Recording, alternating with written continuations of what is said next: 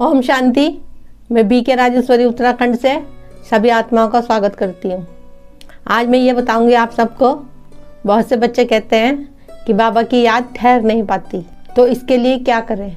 बाबा की याद ठहरना या नहीं ठहरना, ये आपकी स्थिति के ऊपर डिपेंड करता है। अगर आपकी याद ठहर नहीं पा रही है तो समझ लो आपकी स्थिति अगर कमज़ोर है और आपकी एकाग्रता कम है तो ये याद परमात्मा की ठहर नहीं पाती। यही कारण है कि बाबा की याद ठहर नहीं पाती।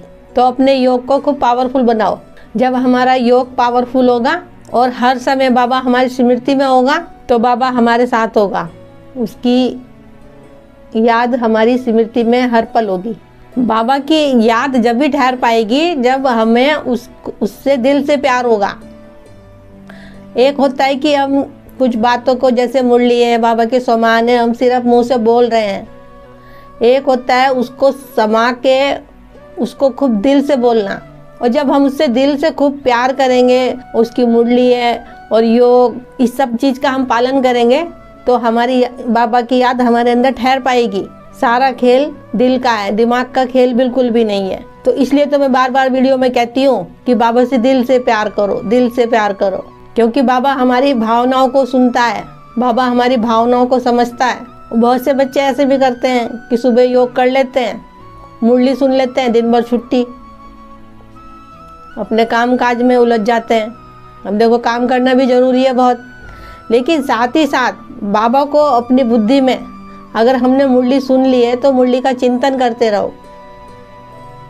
सोमान को अपने अंदर उसका चिंतन करते रहो, सोमान का। इसी तरीके से धीरे धीरे बाबा की याद हमारी बुद्धि में ठहरने लगेगी। ऐसा भी नहीं है कि एक दो दिन हमने कर लिया याद करके, ज़बरदस्ती करके, तो ऐसा भी नहीं है। लेकिन ये हमें डेली करना है। जब हमारी ये आदत बन जाएगी तो याद स्वतः ही हमारे अंदर रहेगी। फिर हमें, जब हमारे अंदर याद रहेगी तो फिर हमें किसी चीज़ की ज़रूरत नहीं रहने की, क्योंकि ज्ञान हमारे अंदर इतना समा गया होगा कि ऑटोमेटिक ही वो हमारी बुद्धि में चलता रहेगा और बाबा हमारी बुद्धि में स्वतः ही रहेगा। ये सब जब भी हो सकता है जब आप अपने अंदर से इस चीज़ के लिए करें। ये नहीं कि मैं कह रही हूँ तो आप कर रहे हो, मुरली सुन ली, योग कर लिया और इसमें कोई हमारा स्वार्थ हो, ये चीज़ जब नहीं होगी। क्योंकि परमात्मा को हमें निस्वार्थ प्यार करना है और योग भी कर रहे हैं तो उसमें भी कोई स्वार्थ ना हो, कोई इच्छा ना हो हमारे अंदर। देखो, अगर हमारे अंदर कोई इच्छा, कुछ स्वार्थ को लेके हम योग कर रहे हैं तो वो हमारा योग भी नहीं लगने का। जब योग नहीं लगने का तो बाबा कैसे साथ हमारे रहेगा। आपके अंदर परमात्मा की याद ठहरी रहे, उसके लिए योग भी बिल्कुल निस्वार्थ करना है। मतलब किसी भी प्रकार का कोई स्वार्थ ना रहे। बस योग में बैठना है और सच्चे दिल से उस परमात्मा से बातें करनी है। सुना होगा कि सच्चे दिल पे साहिब राजी। तो कोई स्वार्थ नहीं होना चाहिए अपने अंदर। जब हमारे अंदर कोई स्वार्थ नहीं होगा, परमात्मा की याद हमारी बुद्धि में स्वतः ही रहेगी। याद को बरकरार रखने के लिए अगर कोई आपको गाना याद है तो अपने मन में उस गाने की भावनाओं से अपने परमात्मा तक पहुंचा जा सकता है। देखो, जब आपको धीरे धीरे ये सब चीज़ प्रैक्टिस होती रहेगी तो वो परमात्मा की याद स्वतः ही आपकी बुद्धि में समाती रहेगी। लेकिन इसके लिए हमें, जो मैंने आप सबको बातें बताई है, इसकी रोज़ डेली प्रैक्टिस करनी है। अब देखो, बहुत से बच्चे ये भी कहते हैं कि हमें महीने 2 महीने हो गए करते हुए, ये हमसे मतलब एक सा हो नहीं पा रहा है एक सा। देखो, एक सी बात आपकी बुद्धि में कुछ ही टाइम तक चलती है। अगर आपके अंदर, वो हर एक के संग होता है कि एक सी बात बुद्धि में हमारी नहीं ठहर पाती, तो कभी अपने बुद्धि के अंदर सुदर्शन चक्र फहराने लगो, कभी परम धाम में पहुंच जाओ, कभी शांति धाम में पहुंच जाओ। याद परमात्मा ही की हो, बस थोड़ा सा तरीका अलग अलग है, क्योंकि ये जो बुद्धि है हमारी एक चीज़ को लेके नहीं चलती।